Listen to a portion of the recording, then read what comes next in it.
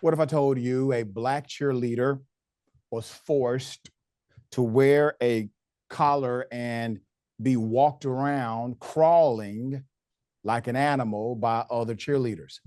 That's according to a lawsuit. Put up the picture of the institution. We are taking you to Pennsylvania.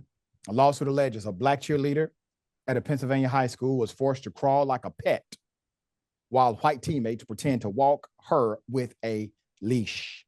The parents of a black high school cheerleader in Pennsylvania have now filed a federal racial discrimination lawsuit claiming peers, coaches, and school officials repeatedly singled out their daughter, including forcing her to crawl on the floor like a pet while a white teammate pretended to walk her with an imaginary leash.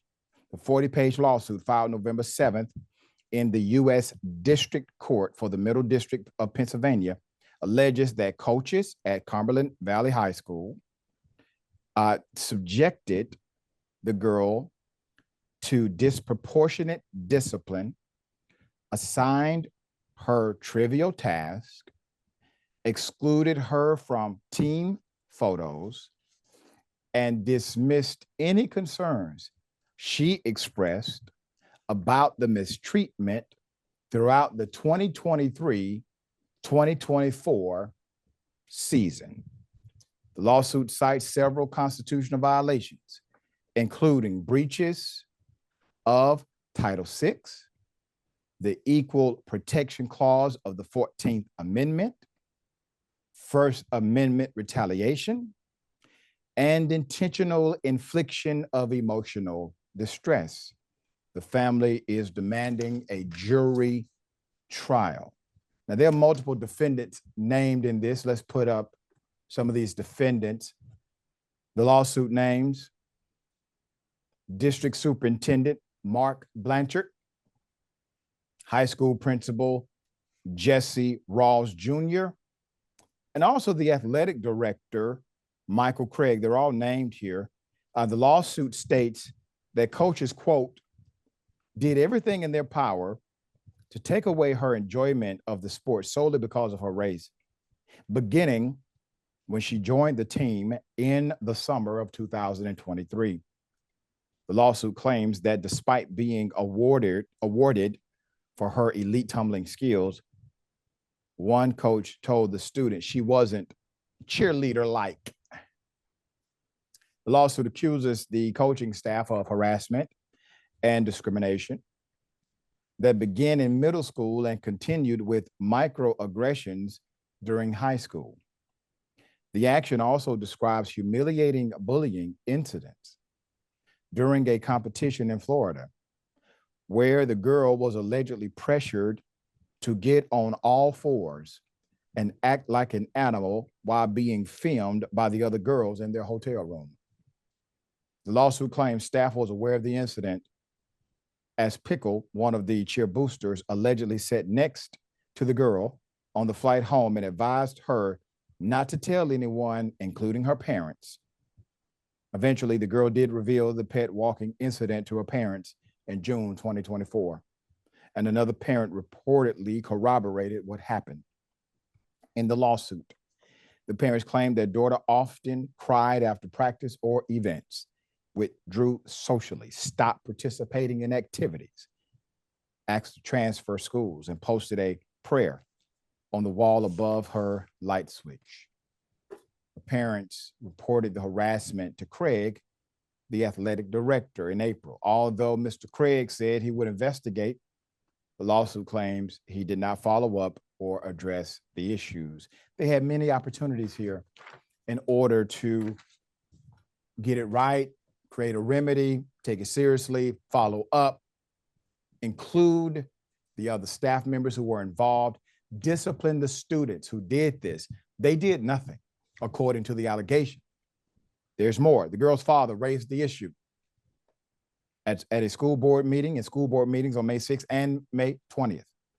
The lawsuit claims board members Bud Schaffner angrily confronted and threatened the father, after the second meeting, but piped down when he noticed another parent recording the encounter on her phone.